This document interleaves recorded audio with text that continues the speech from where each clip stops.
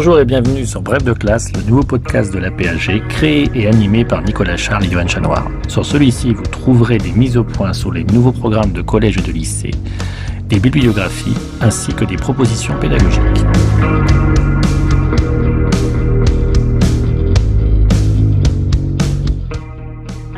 Bref de classe, c'est aussi la possibilité à chaque émission d'écouter ou de podcaster à part la partie pédagogique où un spécialiste vient présenter un document et un personnage que vous pourrez réutiliser dans vos classes.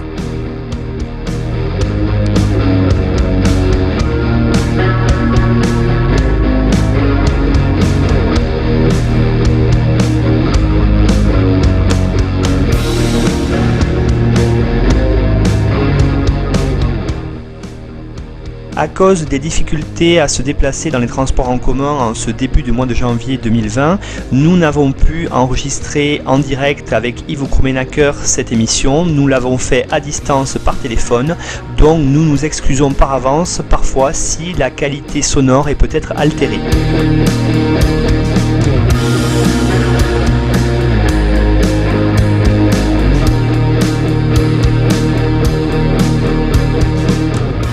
Yves Krummenacher, on se retrouve dans la deuxième partie de l'émission où, comme il est de tradition maintenant, vous allez nous présenter un personnage emblématique des réformes, plus en détail en tout cas, et vous allez ensuite nous présenter un document que les collègues du secondaire pourront travailler avec leurs élèves. Alors, de qui allez-vous nous parler, Yves Krummenacher ? Alors, s'agissant des réformes, je vais aller au plus simple. On va parler de Martin Luther, tout simplement. Donc, celui qui est considéré comme le premier et peut-être le plus important des réformateurs. Martin Luther, on se situe en Saxe.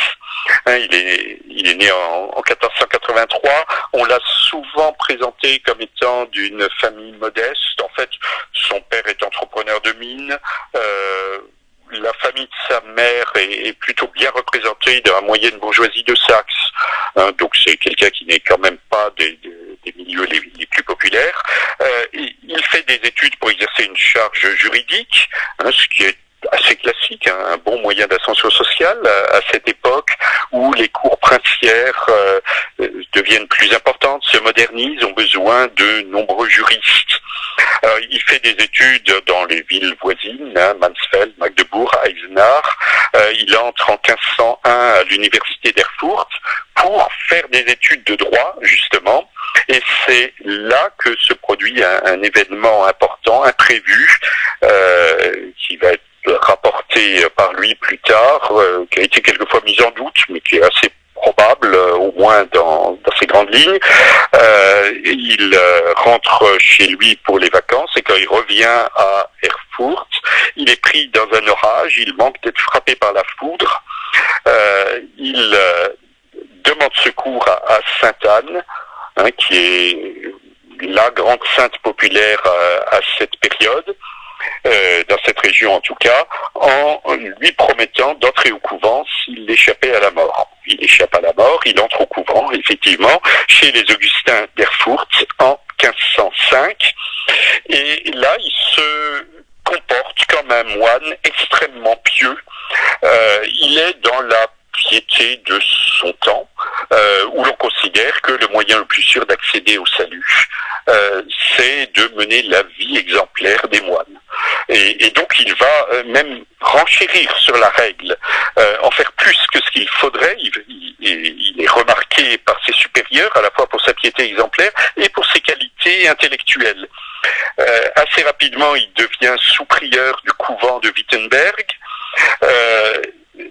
où il est envoyé après quelque temps à Erfurt.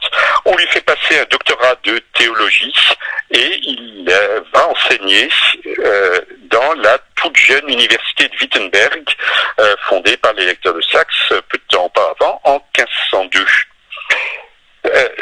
Mais c'est en même temps non seulement un moine pieux, intellectuel, intelligent, un moine extrêmement scrupuleux et angoissé par la question du salut. C'est vraiment la question essentielle qu'il se pose, et il est arrivé à cette conclusion que c'est Dieu seul qui donne le salut. qui justifie gratuitement les hommes. Cela explique bien l'événement du 31 octobre 1517. C'est la date qui est habituellement choisie pour marquer le début de la réforme protestante. Le 31 octobre 1517 a lieu effectivement une prédication d'indulgence dans les territoires voisins de la Saxe, c'est-à-dire qu'on propose aux fidèles en échange d'argent et autant que possible de prières, d'actes pieux, d'accéder plus rapidement au paradis. Ce qu'on appelle donc les indulgences, ça part de l'idée qu'il y a un trésor commun des bienfaits, des bonnes actions des saints, et que les saints peuvent faire bénéficier un certain nombre d'autres chrétiens des bonnes actions qu'ils ont accomplies pendant leur vie. Et pour bénéficier de cela, il faut soi-même faire quelques actes de piété, dont par exemple des dons à l'Église. Donc c'est ce qui est prêché. Alors non pas en Saxe même, parce que l'électeur de Saxe, lui, a chez lui, dans son église, un trésor important de reliques de saints auprès desquels on peut prier et qui permettent également d'accéder plus rapidement au paradis. Donc il y a une sorte de concurrence. L'électeur de Saxe ne veut pas qu'on prêche les indulgences sur son territoire. Alors comme le Saint-Empire est très morcelé, une frontière est toujours proche et donc on peut prêcher les indulgences pas très loin de Wittenberg. Mais Luther, lui, de son couvent, est tout à fait scandalisé par cela. À la fois la surenchère des électeurs de Saxe et la prédication des indulgences, et ensuite par l'idée même d'indulgence, parce que pour lui, si c'est Dieu seul qui sauve les hommes, et de manière tout à fait gratuite, indépendamment des mérites, des actions que peuvent faire les hommes, les indulgences n'ont finalement aucun sens. Donner à l'Église, faire une bonne action en donnant à l'Église, ça n'a pas de sens dans la perspective luthérienne, et ça veut dire qu'on prêche un faux évangile, un faux christianisme. Et donc Luther s'oppose à cela, donc il proteste, il prévient son évêque, ainsi que le primat de Germanie pour dire qu'on est dans l'erreur. Là, il est dans son rôle, finalement, de professeur de théologie, qui constate une erreur dans la prédication et qui prévient ses supérieurs.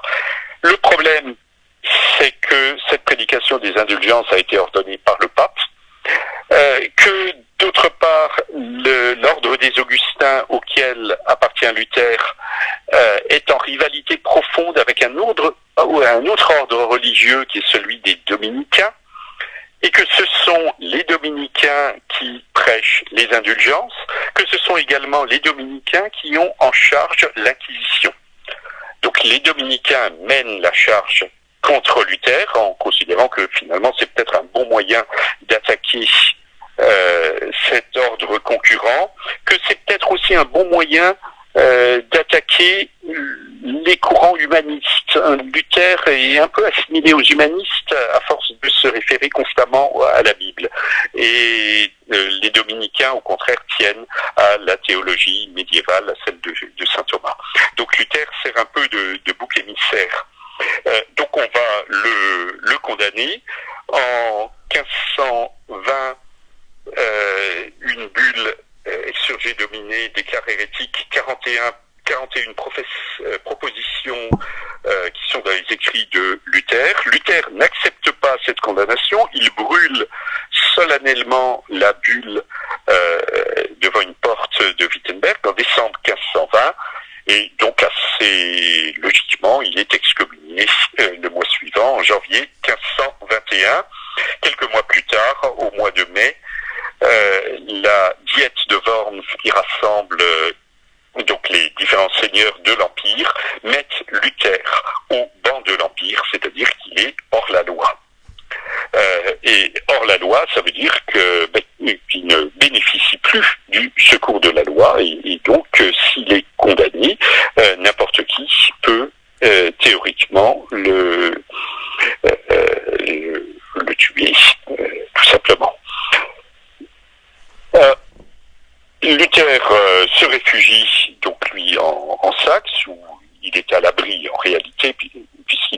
dirigé par son prince. C'est là, pendant quelques années, qu'il va développer sa pensée, publier énormément d'ouvrages. En 1525, il rompt définitivement avec son passé, d'une part en se mariant, alors qu'il est moine, avec une ancienne religieuse, Catherine de Bora.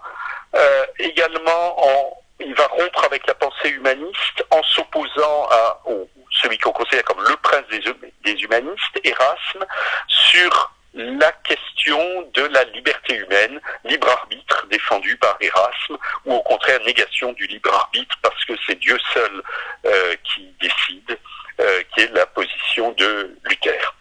Alors par la suite, Luther va organiser l'église de Wittenberg, puis l'église de Saxe. Il va beaucoup prêcher, dialoguer, polémiquer, écrire énormément, comme on a pu le voir. Son œuvre essentielle, c'est la traduction de la Bible, terminée en 1534. Donc quelqu'un qui va marquer énormément l'église de Saxe, de manière aussi un peu controversée aussi, puisqu'au fur et à mesure que le temps passe, il devient de plus en plus irritable, passionné, quelquefois violent.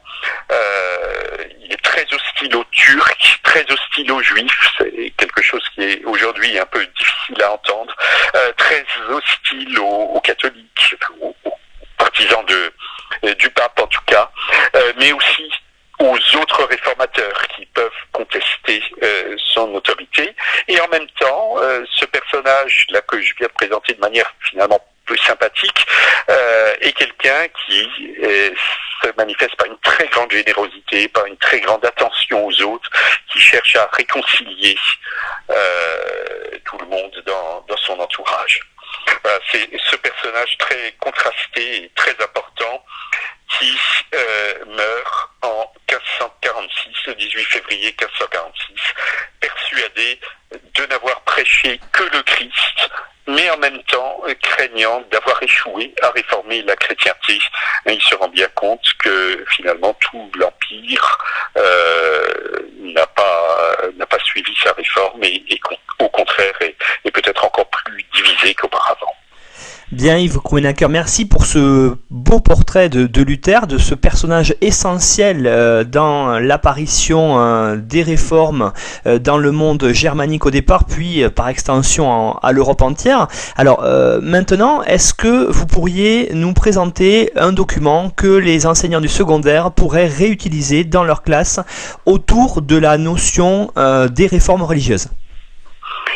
Oui, alors je vais vous présenter un tableau qu'on trouve à Wittenberg. On est vraiment au centre de la réforme luthérienne. C'est la prédelle du retable de l'église paroissiale de Wittenberg.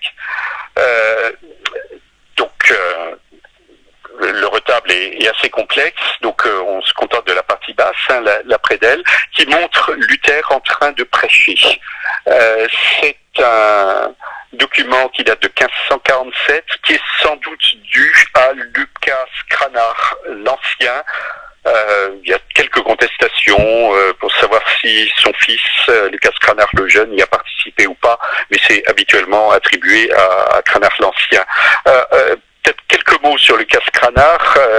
Il est né en 1472, il meurt en 1553, donc c'est un contemporain de Luther.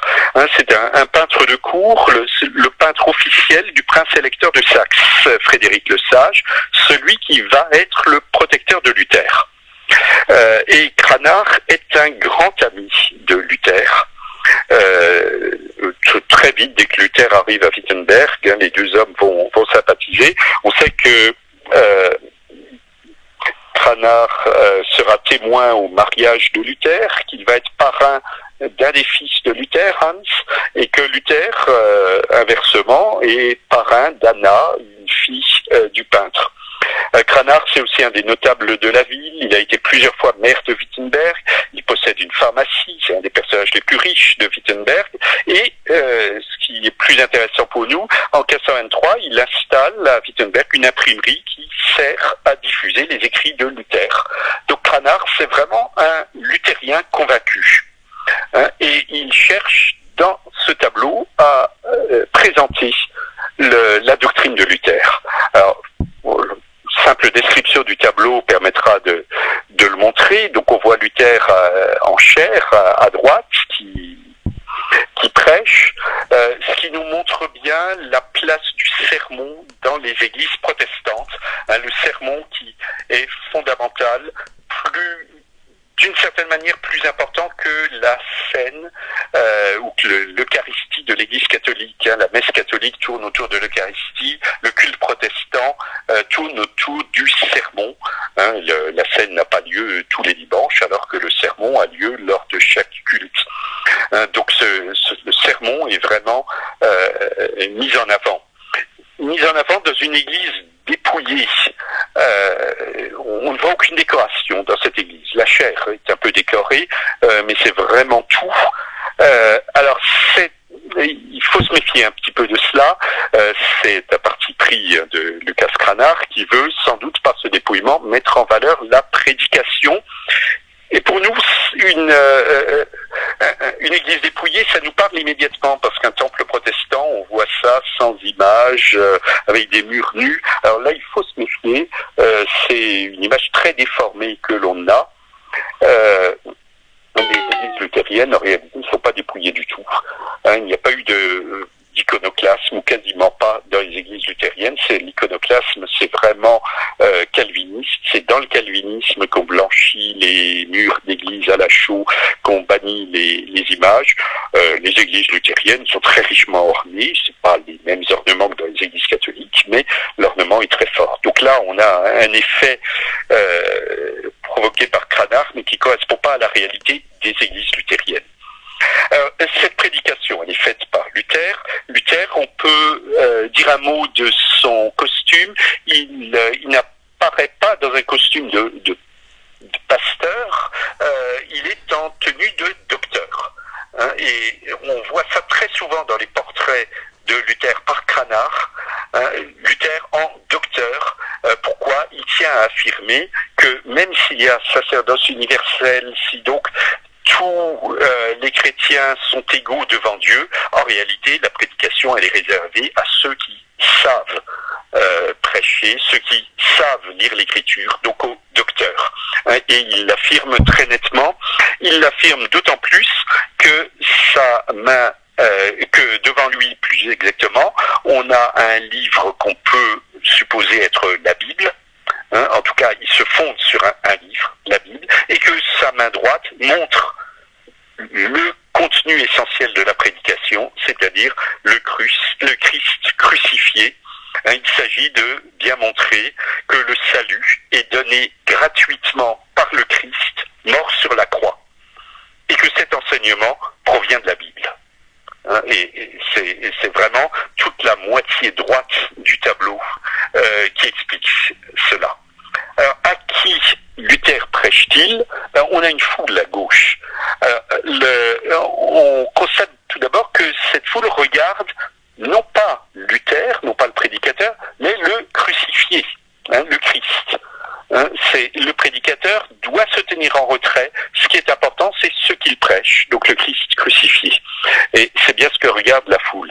Alors, cette foule est très diverse. On remarque un bébé, un enfant, des femmes, des hommes, jeunes, vieux, avec un caractère très genré de l'espace au passage. Les hommes sont tous d'un côté, les femmes avec les enfants de l'autre, et c'est ce qu'on retrouve dans tous les temples ou églises protestantes de l'époque, enfin de toute l'époque moderne d'ailleurs, cette division de l'espace entre hommes et femmes. Cranach a bien soin de montrer que tout le monde est concerné, qu'on soit très jeune, qu'on soit très vieux, qu'on soit homme, qu'on soit femme. Alors, est-ce qu'on peut aller plus loin dans la description de cette foule? Difficile à dire. Certains interprètes ont pensé que Cranach s'était peint lui-même. Ce serait un des hommes barbus à gauche. C'est tout à fait possible. Il s'est mis en scène effectivement dans certains de ces tableaux. Il est possible que la femme de Luther, Catherine de Bora, soit représentée également avec son fils Hans. Donc le filleul justement de Cranach, ce serait la femme tenant un enfant au premier plan dans la foule des femmes. Mais à la limite, peu importe qu'on puisse reconnaître effectivement une personne ou une autre, le message essentiel, c'est que c'est l'ensemble de la communauté qui peut être sauvée à partir du moment où elle accepte le salut venant du Christ qui meurt pour les péchés. Et c'est vraiment ça le message de ce retable de Wittenberg. Bien, Yves Krummenacher, on vous remercie pour la présentation de ce beau retable, ainsi que le portrait juste auparavant de Martin Luther. Alors on rappelle à tous les auditeurs que ces documents ainsi qu'une bibliographie sommaire seront présents sur le site aphg.fr et donc vous nous retrouvez sur les réseaux sociaux et sur YouTube. À bientôt.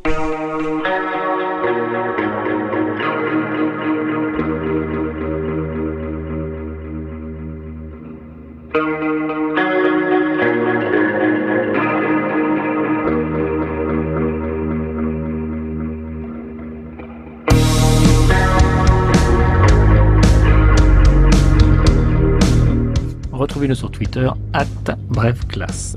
Tout le contenu de l'émission, la bibliographie, les documents exploités par l'auteur sont disponibles sur le site officiel de la PHG www.aphg.fr.